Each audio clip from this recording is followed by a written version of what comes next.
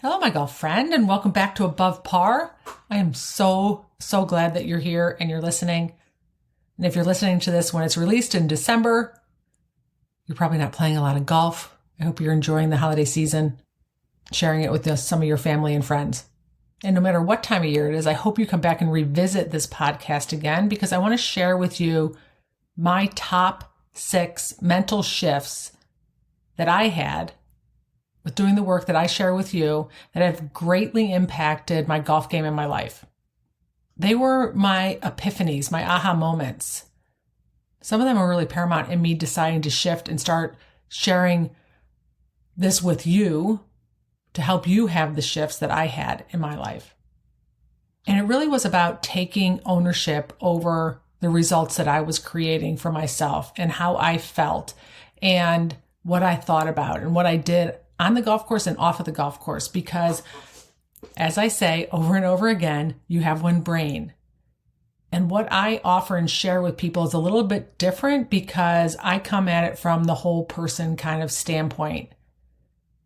That you're working on a skill that you can take anywhere.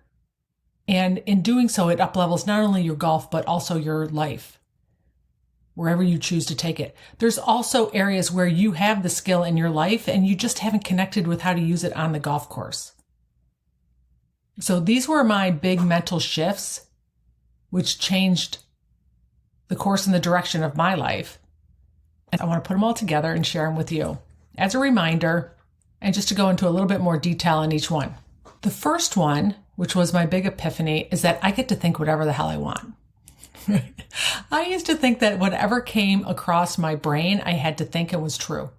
I didn't know that repetitive thoughts became beliefs. And the more I repeated a thought, the more it became a belief and became kind of engraved in stone in my brain. It was going to be harder to shift. I didn't know that they were optional, that we had 60,000 thoughts a day, that we only hear 5,000, but each one of those thoughts is optional and impacts the way that I feel and the things that I do on a day-to-day basis. That my brain doesn't understand if a thought serves me or doesn't serve me. It just knows what I think the most. To me, that was mind-blowing because I had all these negative thoughts in my head, crappy thoughts that don't serve me, thoughts that would take me down a whole dark path that I just didn't think I had any choice in. I didn't know I got to choose what I thought. That changed everything for me. All of a sudden, I wasn't at the effect of things and an effect of my brain. I was in charge. I was in control. I got to decide what I wanted to think. So the number one biggest mental shift that I had was understanding how my brain is actually working, how thoughts work, and that I get to think whatever the heck I want. And because my brain serves it up doesn't mean it's true or that I have to hang on to it or that I have to repeat it so many times that it becomes a belief. Number 2 was that I create my emotions with those thoughts. That my emotions don't come from situations or facts or circumstances, that they actually come from the words and the phrases that I say in my head to myself on a repeated basis. They come from the thoughts that I leave unattended, out there just kind of floating around. That my emotions are actually just vibrations that come from thoughts, and they're harmless. So if I am the creator of my thoughts, I'm also the creator of my emotions. When I learned that, I all of a sudden felt like I was more in the driver's seat. It was more about where do I want to go? What do I want to do?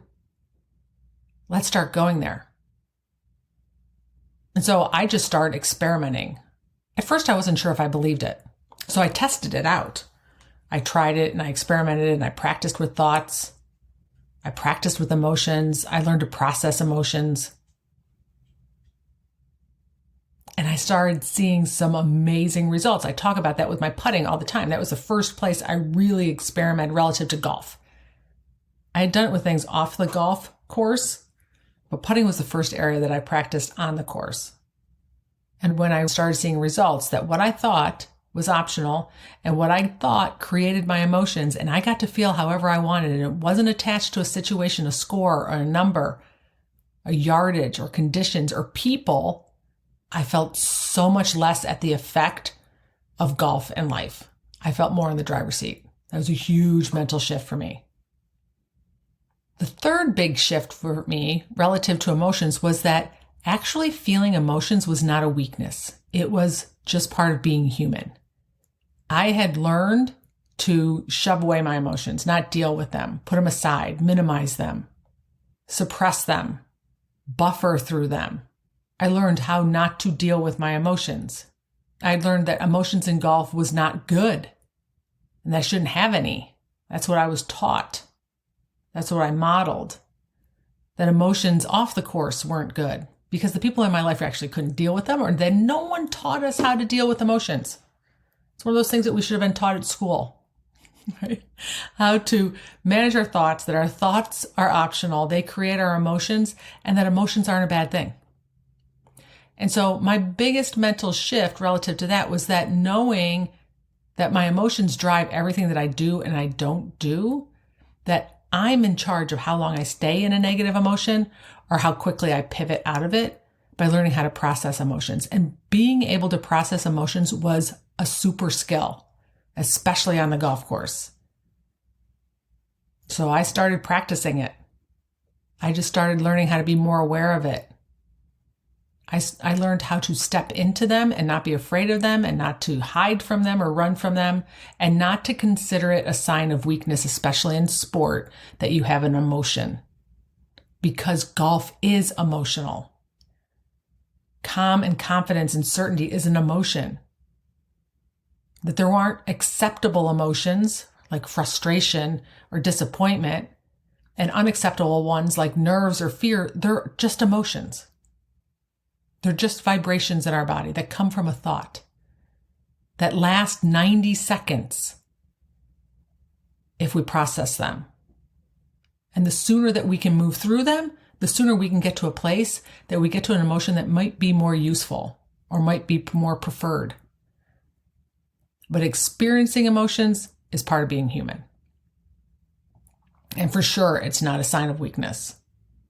The fourth thing that was a huge mental shift for me was that being uncomfortable is not bad. Being uncomfortable doesn't mean something's gone wrong. That actually being uncomfortable is about growth. I know when I'm trying to shift a thought that I have that doesn't serve me, I'm going to be uncomfortable. That my brain doesn't want to give it up. My brain doesn't want to change, and it's uncomfortable. And most of the time, I would have told you that discomfort was a bad thing. And most of us do that. And so then what we do is we give up trying to have the new thought or the belief or do the thing because we're uncomfortable. Our brain thinks that that's a problem. But really, my big mental shift was that is the stage. That is something I have to go through, be willing to go through for me to grow and change and shift. So now I embrace discomfort. I know that on the other side of discomfort is going to be more growth. And if I want to keep growing and changing and shifting, I'm going to have to be willing to go through it again, because otherwise I stay the same. I stay comfortable. But if we're going to stretch something, we've got to be willing to be uncomfortable. So I remind myself of that all the time when I try to adopt some new beliefs and new thoughts and I start up-leveling different areas of my life. I got to be willing to be uncomfortable. Number 5, the next one is that I have to believe something before I see it. I don't need to see it before I believe it. Now, I would have argued with this one for a long time. I'll be confident when I shoot the number. I'll believe I can hit 14 greens around when I hit 14 greens around. I'll believe I'm a good putter when I start putting well. I believe I can shoot the scores, qualify for the tournaments when I qualify for the tournaments, and then I'll believe it. That's the backwards way of doing it. That's the slowest way to do it. When I first saw evidence of this, when I went out on a mission to decide to believe in something before I saw it, and then I saw it happen, because what happens is our brain wants to scan for evidence of the thing that we believe.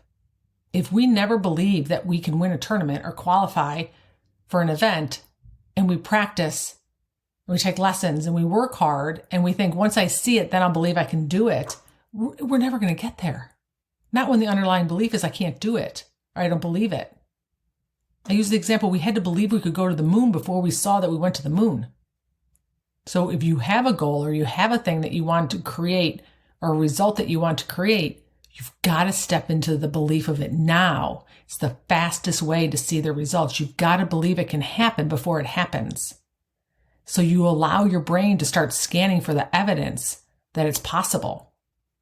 Don't wait to see the result before you decide to believe it's possible. Start believing it's possible before you see it. And the last one, number 6, was that confidence is not innate.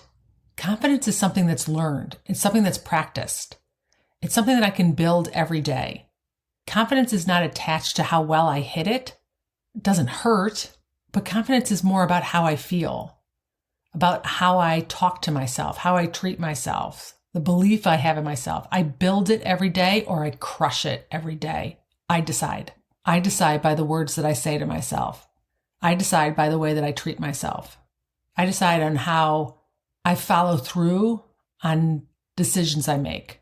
I build it on how quickly I make decisions and how I follow through and how I keep my word to myself. I build confidence every day. I'm not just born with it. I don't get it because I'm playing well. I don't miss out on it because I'm a woman.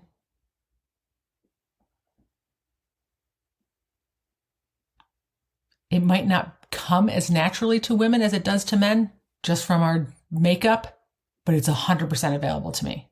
If I go out and set an intention of building it every single day and protecting it and not crushing it every single day. All right, my friends, those were the top 6 mental shifts that I had. Thoughts are optional.